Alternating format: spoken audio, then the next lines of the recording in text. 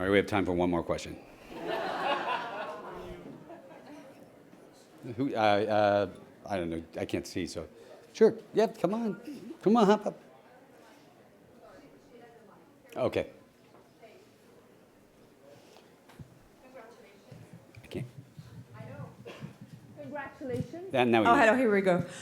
Watching all those films in the montage, which one do you remember you enjoyed most being part of?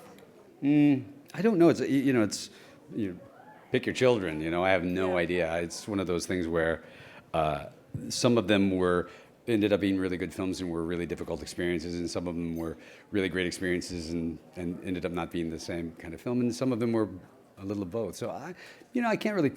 They're all times in your life. So it was a little like watching like the director's cut of Boyhood, though. It's like you want to see this guy, really age, hair turn gray. Okay. Mm-hmm. Oh. Yeah. I didn't know I was. Lifetime Achievement Awards are given at a certain age, but you've gone for it. Yes. So I wonder where you go from here. Well, nothing but down. Apparently, it seems like straight down from here. Yeah, it's funny. I was a little concerned with that, and then I looked at the list of the names of people who'd won this before, and there were quite a few people quite a bit younger than me, so I felt a little relieved. It didn't make me panic, but it's a great honor. I mean, honestly, you look at the names on that list, and it's a good list of names. So I'm in good company. Yeah.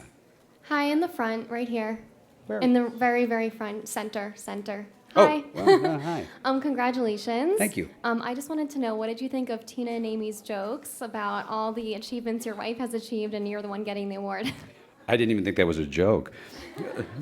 I mean, listen, Tina and Amy kill me. I think they're the best hosts of this show. I'm sorry that they're not going to do it again. I hope these guys can talk them into it because they're really, truly funny. So, last year's Gravity joke was the best joke, and it was if I'm going to live my life, I got to take those and laugh at it. And I thought it was really funny. And tonight I thought it was hysterical. So it was great. George, it's Sam Rubin to the right. There's Sam. How are you? Good. Congratulations to you. Thank you very much. The minute you stopped speaking, Twitter exploded with, "He's the most eloquent husband ever." I'm a new husband. But, Yeah. but you said such beautiful, wonderful things. I think you must have thought about that, obviously, ahead of time. Well, I think you do think about what you're going to say to 300 million people, to your wife ahead of time, or you're really stupid. But yeah, no, I'm having an exceptional year and an exceptional time in my life, and I'm really in a happy place. So it's nice. I really enjoyed my life. George. Yeah. First of all, where's your better half, Brad? I don't know where Brad is. I think he's working. You talked about the terror in France and stuff. As an artist who educates and entertains, any plans to tackle this new reality that we're all facing right now in the world? Well, it's a tricky thing. I mean, this is all, art usually falls about, films, not art, but films usually fall a couple of years behind the news stories themselves. It takes time to write a screenplay and stuff. So, right now we're just all trying to process the idea of what the world is going to look like next, and hope that we don't overreact again. We have to be very careful of that too. There's a lot of anti-Muslim fervor in parts of Europe, and we have to make sure that doesn't get grouped into this horrible act of violence along the way. So, I don't know that it's going to take films a period of time to catch up. Congratulations. Oh, right over here. Oh, hi. Hey. I want to know, what does George Clooney do on the morning of an award show? And did you and your lovely wife coordinate outfits, or did you have a say in her dress? Well, George Clooney, who likes to refer to himself in the third person. Listen, it's funny. I was talking with Don Cheadle. Guys just have it so much easier. It's honestly not fair. Amal was looking at dresses last night, still trying to figure out what she was going to wear, and I was watching the football game, and it's just, I was 2:00 this afternoon. We were still watching the ball game, and she's, it's not fair to women at the award shows, but it's nice. I'm wearing my wedding tux, so. George, right here. Yep. from the Greek Reporter Center. Hey. Hi, congratulations. Thank you very much. First of all, for your career and for being such a good activist about many different issues. One of those I want to ask you about has to do with my country, Greece. You spoke and you said a few words about the marbles. No, this is going to get me in trouble again, isn't it? And Amal also was there. You didn't go. We hope to see you there next time. Yeah. I would like to know a little bit about your involvement and Amal's involvement in this issue of bringing back the marbles. I wouldn't even consider speaking for my brilliant barrister wife on her involvement in it. My involvement was actually a question that I was asked by a Greek journalist at one of these, and I just said what I believe, which is at some point these two pieces of art, these piece of art that's been split in half, will at some point they will be joined back together, and it'll just depend on when and who does it. And so I have great optimism that at some point, they'll be back. That's my great optimism. But I'm not speaking for my wife. She's got her own thing.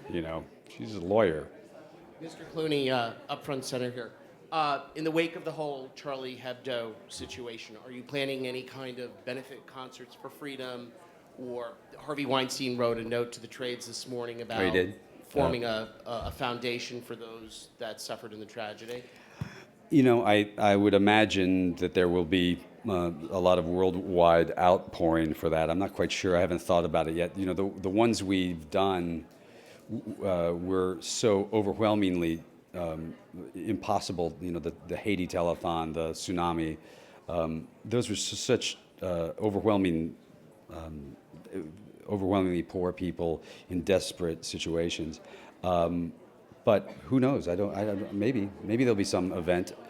Certainly, what we would hope is that people will, as you guys all know, because you're journalists, this is a really important moment. This is an important moment in time, and we have to stand up together, or we end up falling apart. Last question. George, congratulations on your award. Hi. Okay. As we're all journalists here and this topic of freedom of speech tonight, can you, when it came to the Sony hack, you seem to have a slightly different position as to the one you're taking tonight, or can you be a bit clearer? There seem to be a lot of people attacking the press covering the Sony hack, and then tonight everybody is, welcomingly supporting journalists in around the world. Do you think there's a difference? I didn't attack I didn't attack reporters. And when I did discuss the coverage that was going on, because there was an awful lot of things going on, including the largest hack in the United States history, and no one was writing about it. It was a joke. And what they were really enjoying were little snippets of gossip, and I thought that was irresponsible. But I also thought that it was irresponsible I felt like everyone needed to join together, like I just talked about with this. If everybody joined together, it's a lot harder to pull them apart. And I felt like the studios, I think the MPAA, I think everybody got a good learning lesson on this one. And I hopefully it'll improve the next time. All right? Thank you.